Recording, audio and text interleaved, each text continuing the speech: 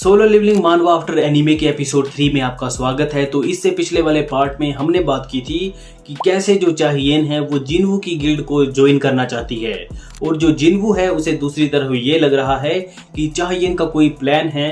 इस रीजन की वजह से वो जिन्वू की गिल्ड ज्वाइन करना चाहती है और उसी चैप्टर के एंड में जो जिन्वू है वो चाहियन को बोलता है कि अगर तुम्हें हमारी जो गिल्ड है वो ज्वाइन करनी है तो तुम्हें मेरी जो स्ट्रॉन्गेस्ट शैडो है उससे फाइट करनी पड़ेगी।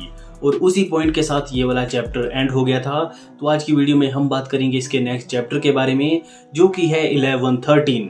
तो वीडियो को लाइक कर दो और तुम्हें पता है चैनल के साथ क्या करना है। तो चैप्टर की स्टार्टिंग में ही हमें चाहियन दिखाई जाती है जो कि जिन्वू से पूछती है कि ये जो मेरा टेस्ट है वो कब होगा। और जो जिन्वू है वो बोलता है कि हम ये जो टेस्ट हैं वो अभी कर लेंगे। और जिन्वू ने प्लेस भी डिसाइड कर ली है चाहियन का टेस्ट लेने के लिए जो कि है हंटर एसोसिएशन का जिम्नेजियम। तो ये जिम्नेजियम हमने पहले भी देखा है। यहाँ पर जो हंटर हैं वो अपनी ट्रेनिंग करते रहते हैं और इसी के साथ जिन्वू का एक और प्लान भी है कि ये जो जिम्नेजियम है वो काफ़ी ज़्यादा दूर है तो वो अपनी जो शैडो एक्सचेंज वाली टेक्निक है उसका यूज़ करेगा। और जिन्वू को पता नहीं है कि क्या ये 2 पर्सन को एक साथ शैडो एक्सचेंज करके एक जगह से दूसरी जगह टेलीपोर्ट कर सकता है। तो जिन्वू का ये भी प्लान है कि वो इस चीज़ को भी टेस्ट कर लेगा कि क्या वो चाहियन को लेकर जो शैडो एक्सचेंज टेक्निक है उसका यूज कर पाएगा। पर तभी हमें चाहियन दिखाई जाती है जो कि दरवाज़ा खोलकर बाहर जा रही है क्योंकि उसे लग रहा है कि जिम्नेजियम काफ़ी ज़्यादा दूर है तो उन्हें चलकर जाना पड़ेगा। पर तभी जो डैडी जिन्वू है वो चाहियन को रोक लेता है और चाहियन को बोलता है कि मेरे पास एक शॉर्टकट है जिससे हम जल्दी ही पहुंच जाएंगे। और वो चाहियन को अपने पास बुलाता है और उसे बोलता है कि बस तुम्हें जो मेरे पास है वो रहना पड़ेगा। तो जो चाहियन है वो जिन्वू के काफ़ी ज़्यादा पास आ चुकी है और वो ब्लश करना शुरू कर देती है। तो यहाँ पर चाहियन के मज़े ही मज़े हैं। तो जब चाहियन यहाँ पे ब्लश कर रही होती है तभी जिन्वू अपनी शैडो एक्सचेंज का यूज़ करता है और ये ओरा फार्मिंग करते हुए डायरेक्टली पहुँच जाते हैं इस म्यूजियम में। म्यूजियम नहीं, जिम्नेजियम में। तो जैसे ही जिन्वू और चाहियन यहाँ पे पहुँचते हैं तो चाहियन ये देख के काफ़ी ज़्यादा हैरान हो जाती है कि वो 1 सेकंड में ही यहाँ पर आ चुके हैं क्योंकि ये जो टेक्निक है जिन्वू की वो कोई नॉर्मल नहीं है। तो जिन्वू जो है उसको भी अपनी ये जो एबिलिटी है वो समझ आ चुकी है और वो कंफर्म करता है कि इसकी ये जो एबिलिटी है एक तरीके से गेट का काम करती है। तो जिन्वू जिस भी शैडो के साथ अपनी जो बॉडी है वो एक्सचेंज करना चाहता है तो उसके नीचे एक गेट ओपन हो जाता है और जिन्वू उसकी जगह आ जाता है और मॉन्स्टर जिन्वू की जगह चला जाता है। तो ये जो गेट है तो इस रीजन की वजह से अगर कोई जिन्वू के पास है तो वो भी इस गेट के आर पार जा सकता है और इसी रीजन की वजह से जो चाहियन है वो जिन्वू के साथ यहाँ पर आ चुकी है। तो जिन्वू भी इस अपनी एबिलिटी को देख के थोड़ा बहुत हैरान है क्योंकि ये है ही इतनी ज़्यादा ओपी। पर इस वाली एबिलिटी का जो कूल डाउन है वो 3 आवर का है। एक बार शैडो के साथ एक्सचेंज करने के बाद इसे 3 घंटे का वेट करना पड़ेगा। और इसी के साथ जिन्वू ये भी बोलता है कि वो अपनी इस एबिलिटी का यूज़ करके वर्ल्ड के किसी भी पार्ट में जा सकता है। ये वाली एबिलिटी इतनी ज़्यादा ब्रोकन है। और तभी हमारा जो सीन है वो शिफ्ट हो जाता है चाहियन के ऊपर जो कि बोलती है कि मुझे अभी याद आया कि वो अपना जो वेपन है वो लाना भूल चुकी है। और जिन्वू इसे बोलता है कि क्या तुम अपनी जो पिकैक्स है वो लाना भूल चुकी हो। तो ये सुनने के बाद जो चाहियन है वो काफ़ी ज़्यादा एम्बेरस्ड हो जाती है क्योंकि तुम्हें पता है कि ये पिकैक्स लेकर जो बीरू वाली आर्क है वहाँ पर गई थी। नहीं, बीरू वाली आर्क नहीं, उससे पहले वाली जो फाइट थी वहाँ पर गई थी। तो जो चाहियन है ये सुनने के बाद काफ़ी ज़्यादा एम्बेरस्ड हो जाती है और बोलती है कि मेरा जो वेपन है वो पिकैक्स नहीं है। तो जो जिन्वू है वो बोलता है कि वो बस मजाक कर रहा है। इसके बाद जिन्वू जो है वो अपने कार्ड का यूज़ कर जो वेपन वाली इन्वेंटरी है उसे ओपन करता है जहां पर काफ़ी सारे क्रेजी वेपन हैं। और तभी हमें चाहियन दिखाई जाती है जिसने की एक काफ़ी कूल स्वॉर्ड पिक की है।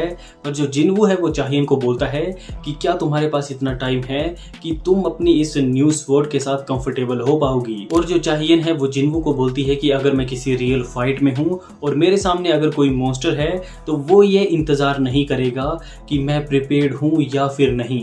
रियल बैटल ऐसी ही होती है। तो ये आंसर सुनने के बाद जिन्वू काफ़ी ज़्यादा इम्प्रेस्ड है चाहियन से और वो ये भी बोलता है कि अगर वो किसी अपने ऑर्डिनरी शैडो को चाहियन से फाइट करने के लिए बाहर लाता है तो चाहियन उसे सेकंड में ही डिस्ट्रॉय कर देगी। तो जो जिनवू है वो चाहियन को बोलता है कि मैं तुमसे फाइट करने के लिए मेरा जो बेस्ट स्वॉर्ड मैन है उसका यूज करूंगा। और तभी जो जिनवू है वो इग्रिस को समन करता है, जो कि काफी ज्यादा कूल लग रहा है।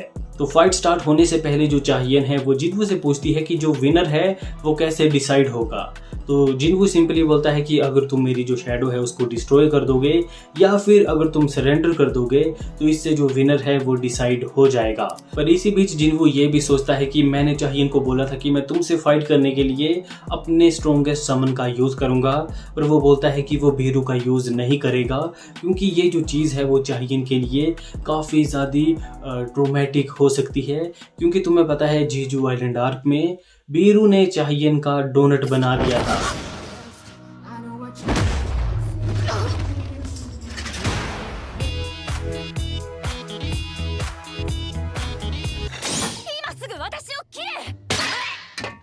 तो इसके बाद चाहियन अपने जो फाइटिंग स्टैंस है उसमें आ जाती है, पर तभी जो जिनवू है वो चाहियन को रोक लेता है क्योंकि उसे याद आता है कि चाहियन ने बोला था कि उसे कोई फर्क नहीं पड़ता है कि कौन सा वेपन का यूज किया जाता है। तो जो जिनवू है वो चाहियन को बोलता है कि क्या तुम थोड़ी देर के लिए पीछे मुड़ोगी। तो इसी बीच जो जिनवू है वो एक स्वॉर्ड को समन करता है जिसका कि नाम है डीमन किंग लॉन्ग स्वॉर्ड। और इस स्वॉर्ड में जो इलेक्ट्रिसिटी की पावर है तो ये इस स्वॉर्ड को इग्रिस को दे देता है और इग्रिस को बोलता है कि इस फाइट का यूज करके चाहियन से फाइट करो, क्योंकि वो एक तरीके से नहीं चाहता है कि जो चाहियन है वो उसकी गिल्ड को ज्वाइन करे।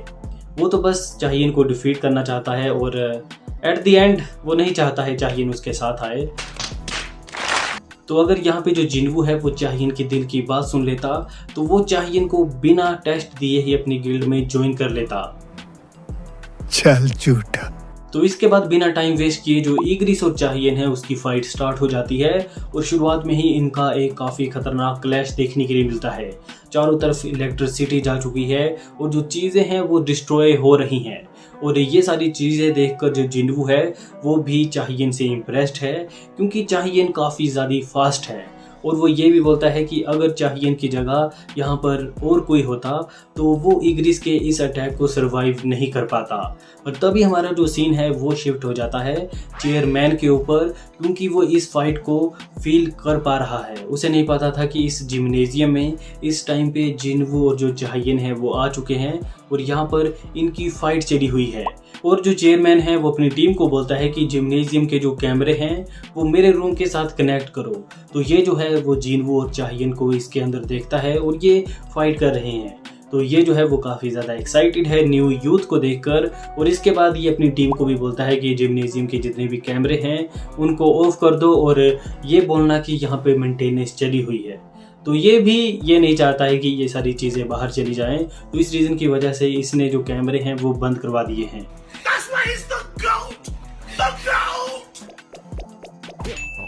और तभी हम इस फाइट के ऊपर दोबारा से वापस आ जाते हैं और हमें पता लगता है कि चाहियन ने ऑफ स्क्रीन ही जो इग्रिस है उसे डिफीट कर दिया है। और ये जो है वो जिनवू को बोलती है कि तुमने बोला था कि तुम अपनी जो स्ट्रॉन्गेस्ट शैडो है उसको समन करोगे मुझसे फाइट करने के लिए।